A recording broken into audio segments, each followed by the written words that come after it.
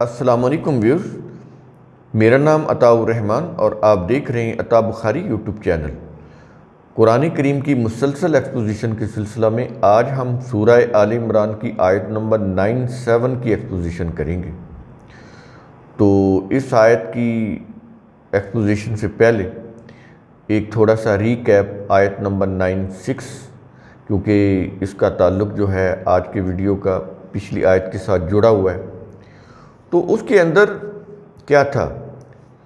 یہ بتایا گیا تھا کہ یہودی یروشلم کو بیت المقدس اور قبلہ اول یعنی انسانوں کا پہلا مرکز قرار دیتے تھے۔ تو ان کا اعتراض تھا کہ قرآن میں کیونکہ مکہ میں کعبہ کو قبلہ قرار دیا گیا ہے، اس لیے ہم اس کو نہیں مانتے۔ کعبہ جو ہے وہ یہی ہے جو یروشلم میں، یہی بیت المقدس۔ تو اس کے جواب میں اللہ تعالیٰ نے کیا کہا پچھلی آیت کے اندر کہ بلا شبہ لوگوں کے لیے جو سب سے پہلا گھر، بیت، انسانوں کا مرکز جسے مقرر کیا گیا ہے، وہ وہی ہے جو مکہ میں ہے۔ اس کے اوپر ہم نے واضح آپ کو بتایا تھا، اور اس کی پھر قرآن نے خصوصیت کیا بتائی کہ مبارکن، وہ یعنی وہ مبارک ہے، وہ جو بیت ہے۔ مبارک کے کیا معنی؟ یعنی وہ بیت اقوام عالم کے لیے برکت یعنی استحکام و نشو نما ملنے کا مرکز ہے۔ اور اس کی پھر ایک اور خصوصیت بتائی کیا کہ اور وہ بیت جہانوں کے لیے یعنی تمام انسانوں کے لیے، اقوام عالم کے لیے رہنما ہے۔ یعنی جب قرآن کا نظام نافذ ہوگا تو یہاں سے گائیڈنس، انسٹرکشنز، مانیٹرنگ یہ ساری یہاں سے کی جائے گی۔ تو اس کے اندر ہم نے واضح طور پر آپ کو بتایا۔ تو اس کے بعد پھر یہ جو اگلی آیت ہے جس کے اوپر آج ہم ویڈیو کرنے لگے ہیں 97، تو یہ شروع ہو رہی ہے اسی کعبہ سے متعلق، اسی مسجد الحرام جو مکہ میں ہے، اسی کی متعلق مزید بتایا جا رہا ہے، مزید اس کو ایکسپلور کر رہا ہے، واضح کر کے پیش کر رہا ہے۔ کیا؟ فیہ آیات بینات، اس میں رہنمائی سے متعلق واضح نشانیاں ہیں، آیات، نشانیاں اور بینات جو بالکل واضح ہوں، بالکل یعنی ایسے دلائل ہیں، ایسی نشانیاں ایسے واضح جن کا انکار نہیں ہو سکتا۔ یعنی اس کے متعلق جو کچھ بھی قرآن کے اندر ہے، تو آج بھی موجودہ اس دور میں بھی آپ ان کی روح سے آپ پہچان سکتے ہو کہ یہ وہی کعبہ ہے، یہ وہی قبلہ ہے جس کو اللہ تعالیٰ نے قبلہ اول قرار دیا انسانیت کے لیے، تمام اقوام عالم کے لیے۔ مثال کے طور پر قرآن کریم میں ہے نا کہ یہ وادی غیر ذی زرع، یعنی یہاں پر زراعت نہیں ہے، یعنی وہی ہے کوئی کھجوروں کے باغات، یہ ستو وغیرہ، اس کے علاوہ وہاں پر تو چٹیل یوں کہہ لیں کالے پہاڑ ہیں، تو یا لکودک صحرا ہے، وہاں پر اس طرح کی کوئی سبزیاں یا یہ چیزیں تو نہیں ہوتی وہاں پر۔ ایون کہ پانی بھی بڑی مشکل سے کہیں ایک آدھی جگہ سے وہ اویلیبل ہو جاتا ہے، ادروائز تو یہ چیزیں نہیں ہیں وہاں پر۔ وادی غیر ذی زرع یعنی ایسی زمین جو زراعت کے قابل بھی نہیں۔ تو یہ نشانیاں اس طرح کی قرآن کے اندر ہیں نا، تو اس سے ٹیلی ہوتی ہیں چیزیں کہ یہ وہی مقام ہے جو مکہ میں۔ میں یہ اس لیے واضح کر رہا ہوں کہ آج ایک تھیوری آئی، اور میں اب نام نہیں لینا چاہتا، مشہور ہے، لوگوں کو پتہ ہے، تو وہ اس کی روح سے کہا جا رہا ہے کہ جی یہ پیٹرا میں تھے، یہ محمد پیٹرا میں تھے، یہ کعبہ پیٹرا میں تھا، یہ اس مکہ میں نہیں تھا، اس عرب میں۔ تو اس طرح کی باتیں وہ کر رہے ہیں، تو یہ بالکل حقائق کے بھی خلاف ہے اور قرآن کے بھی خلاف ہے۔ تو یہ لوگ بس ایسے ہی ہے کہ وہ تھوڑی سی کوئی نئی بات ہوتی ہے تو لوگ اس سے متاثر ہو جاتے ہیں، تو اس کی کوئی حقیقت نہیں ہے۔ اور ایک اور بھی چیز، اگر فرض کریں یہ ڈاؤٹ فل بنانے کی کوشش بھی کرتے ہیں، تو میں آپ کو سمجھانے کے لیے کہتا ہوں کہ دیکھیں محمد صلی اللہ علیہ وسلم مکہ کے تھے یا محمد صلی اللہ علیہ وسلم پیٹرا کے تھے، اور یہ جو کعبہ ہے یا قبلہ ہے یہ پیٹرا میں تھا یا یہ موجودہ اس مکہ میں ہے اس سے کیا تعلق ہے؟ ہمارے پاس کیا چیز ہے؟ ہم تو نہ وہاں پر پیدا ہوئے، نہ ہم نے محمد صلی اللہ علیہ وسلم کو دیکھا، نہ ہم اس دور میں ہیں۔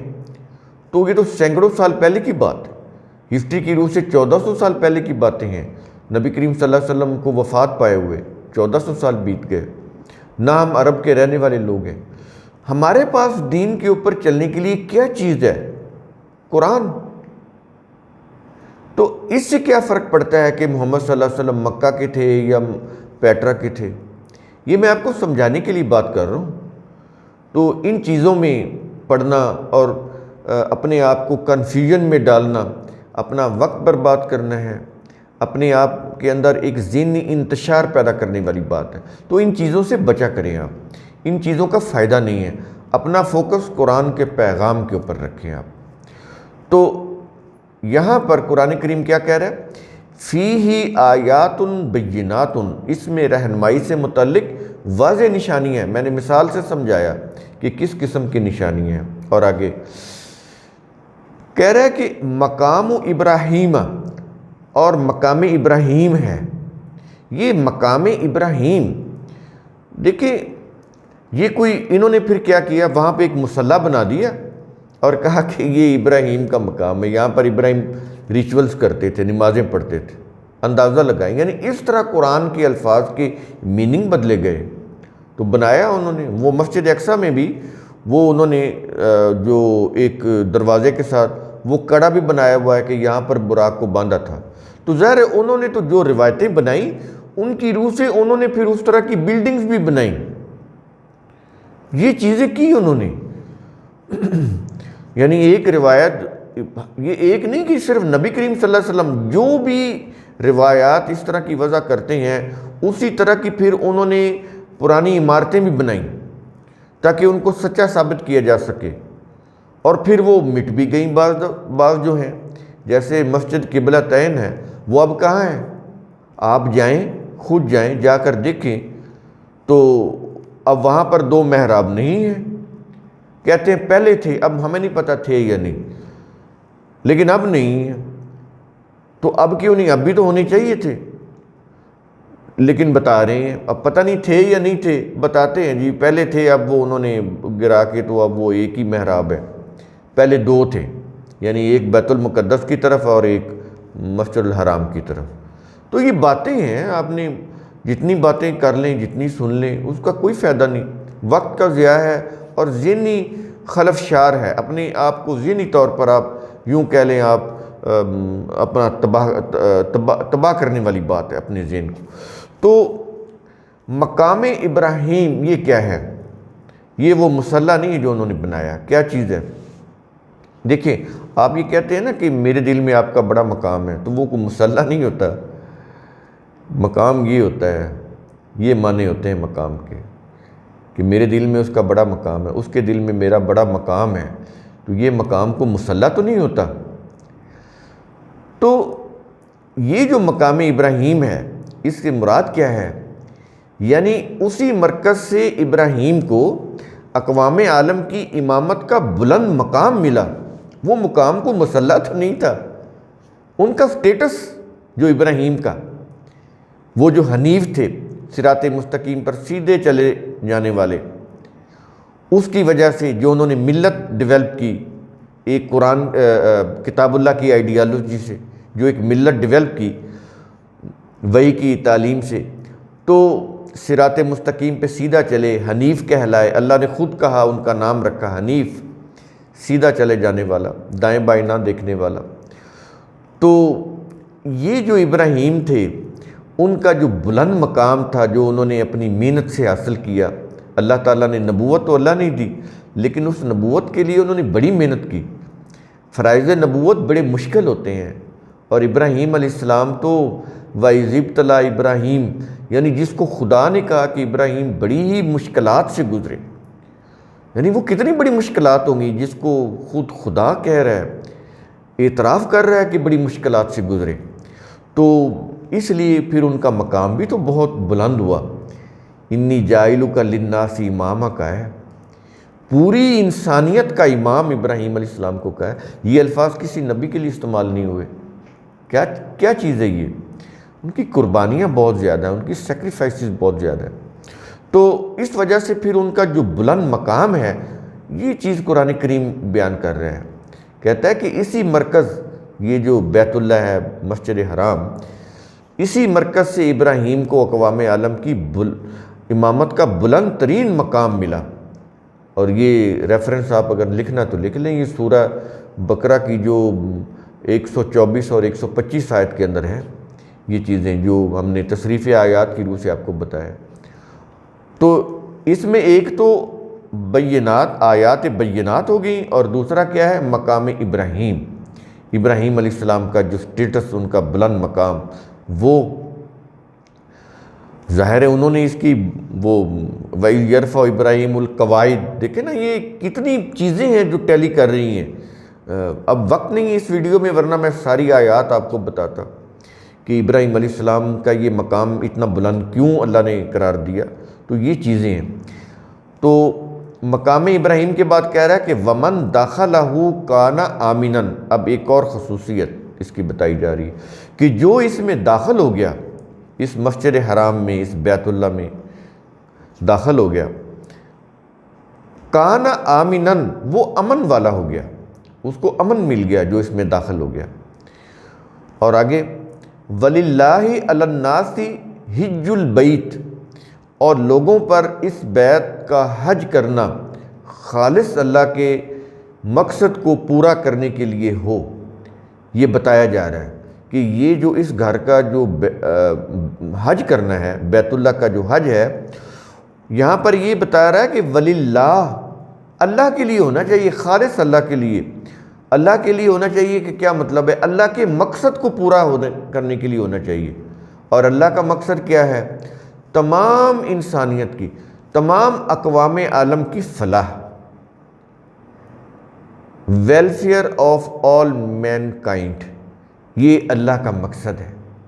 فی سبیل اللہ کے بھی یہی معنی ہیں، ان دی کاز آف اللہ، اور یہاں پر بھی یہی ہے وَلِلَّهِ، اللہ کے لیے۔ تو جو چیز اللہ کے لیے، خالص اللہ کے لیے کی جائے، اس کے اندر جو مقصد ہوتا ہے، جو آبجیکٹو ہوتا ہے، وہ ہوتا ہے پوری انسانیت کی فلاح، کسی خاص قوم کی، کسی خاص نسل کی، کسی خاص رنگ کی نہیں، کسی خاص ملک کی نہیں، تمام انسانیت کی۔ وہ اس کا کوئی بھی رنگ ہو، وہ کوئی بھی نسل ہو، انسان سارے اللہ کی مخلوق ہیں، سب کے لیے وہ یہ کہہ رہا ہے کہ جو بھی یہاں پر آئیں، ان کا مقصد یہاں پر آنے کا کیا ہونا چاہیے؟ کہ وہ اللہ کے مقصد کو پورا کریں۔ اور اللہ کا مقصد غیبی طور پہ نہیں پورا ہوگا کہ کوئی فرشتے آ کے، جس کو یہ بولتے ہیں پروں والے، قرآن نے تو ملائکہ کا ہے، تو وہ ملائکہ آ کے اس کے مقصد کو پورا کر جائیں، تو پھر انسانوں کا تو کیا کام رہ جائے گا اگر ملائکہ نے یہ کرنا ہے؟ انسانوں نے کرنا ہے، اللہ کے قوانین کی رہنمائی میں خود محنت کر کے انسانوں نے وہ مقام حاصل کرنا ہے جس کی بنیاد ابراہیم علیہ السلام نے رکھی تھی۔ یہ چیزیں ہیں، یہ آیتیں ہیں اس کے اندر، بڑی ہی قابل غور ہیں یہ چیزیں، کہ لوگوں پر وَلِلَّهِ عَلَى النَّاسِ حِجُّ الْبَيْتِ، کہ اس گھر کا جو حج ہے، اس کے کرنے کا مقصد کیا ہے؟ انسانیت کی فلاح۔ اس میں جو اللہ کا جو مقصد ہے وہ ہے کیا ہے؟ انسانیت کی فلاح۔ تو یہاں پر یہ بھی پتہ چل گیا کہ حج کا مقصد انسانیت کی فلاح ہے، یہ ریچول نہیں ہے۔ یہاں پر حج جب قرآن کا قانون نافذ ہوگا، تو اس وقت جب حج ہوگا تو اس میں سٹون کو کس کرنا نہیں ہوگا کہ گناہ معاف ہو جائیں گے، سٹون آپ کے کوئی وہ چوس لے گا، ایبزارب کر لے گا گناہ ہوتے ہی نہیں۔ قرآن میں گناہ کا لفظ ہی نہیں ہے۔ غلط کام کرنے سے انسان کے اندر جو اس کے کام کرنے کے جو کام کرنے کی قوتیں ہیں وہ کمزور پڑ جاتی ہیں، قوائے عملیہ جس کو بولتے ہیں، وائٹل فورسز، وہ کم پڑ جاتی ہیں، وہ غیر مؤثر ہونا شروع ہو جاتی ہیں جب بھی انسان کو غلط کام کرتا ہے۔ اب اس کا ترجمہ انہوں نے گناہ کر دیا، قرآن اس کو اسم بولتا ہے، اسم کا ترجمہ انہوں نے گناہ کر دیا۔ قرآن میں ہے ہی نہیں یہ گناہ، تو وہ تو ایک مذہبی چیز ہے۔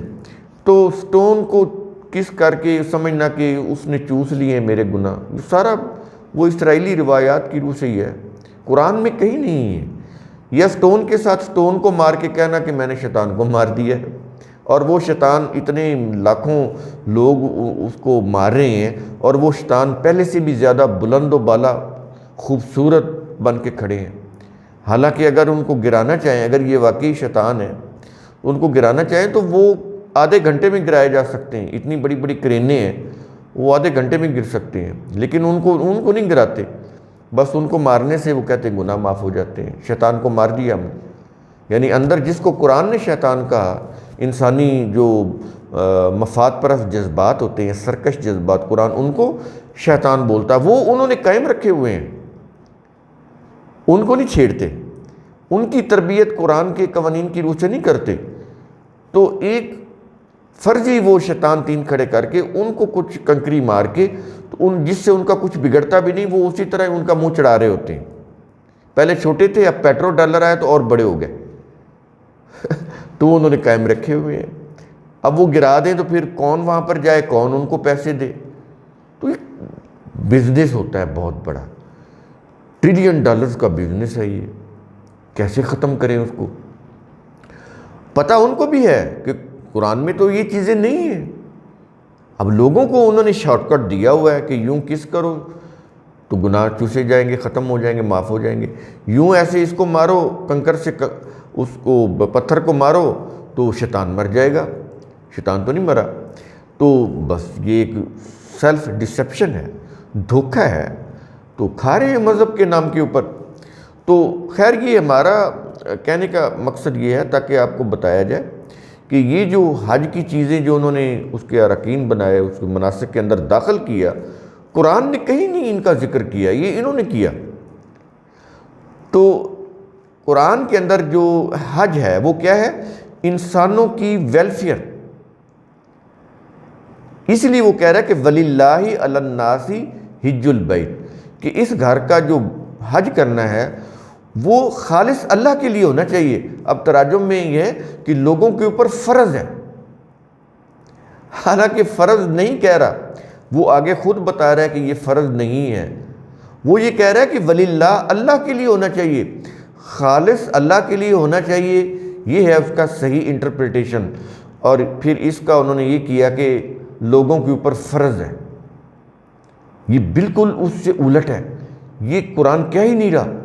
اور آگے جو الفاظ آ رہے ہیں اس سے پتہ چل جاتا ہے کہ اگر یہ فرض ہے تو پھر قرآن کریم یہ کیوں کہہ رہا ہے کہ آگے کیا کہہ رہا ہے؟ کہہ رہا ہے کہ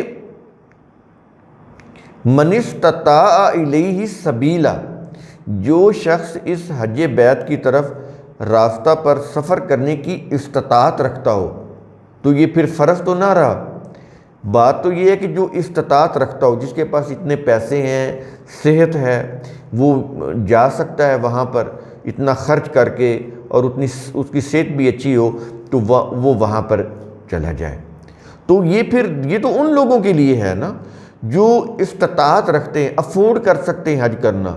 تو افورڈ کرنے والے تو چند ہیں، تھوڑے ہیں، زیادہ تو نہیں ہیں، تو یہ پھر فرض کیسے ہو سکتا ہے؟ جو انہوں نے وَلِلَّهِ کا ترجمہ یہ کیا کہ لوگوں پر فرض ہے، وَلِلَّهِ عَلَى النَّاسِ کا معنی انہوں نے کیا لوگوں پر فرض ہے، نہیں، یہ نہیں ہے، وَلِلَّهِ کا معنی فرض نہیں ہے، یہ ہے کہ جو بھی جو لوگ ہیں جب وہ حج پر جائیں تو وہ اس نیت سے، اس ارادے سے جائیں کہ ہم خالص اللہ کے لیے، یعنی عوام لوگوں کی بہتری کے لیے، ویلفیئر کے لیے وہاں پر جا رہے ہیں، یہ ہے اس کا مقصد۔